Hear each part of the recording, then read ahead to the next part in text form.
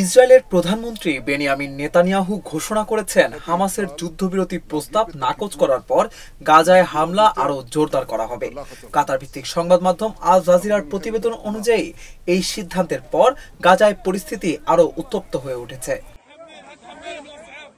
এদিকে গাজার উত্তরাঞ্চলে ইসরায়েলি হামলায় আরও 52 জন ফিলিস্তিনি নিহত হয়েছেন। এছাড়া এক ইসরায়েলি সেনা নিহত এবং 5 জন আহত হয়েছেন। পাশাপাশি আইডিএফ এর তীব্র বোমা হামলায় ইসরায়েলি আমেরিকান জিম্মি অ্যাডান আলেকজান্ডারকে পাহারাদানকারী প্রহরীও নিহত হয়েছেন।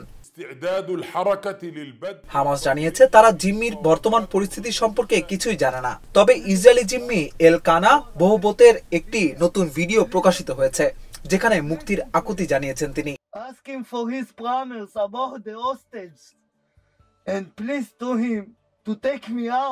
এদিকে গাজায় যুদ্ধ বন্ধ এবং জিম্মি মুক্তির দাবিতে তেল আবিবে ব্যাপক বিক্ষোভ হয়েছে। একই দাবিতে প্রায় 1,40,000 ইসরায়েলি একটি পিটিশনে সই করেছেন।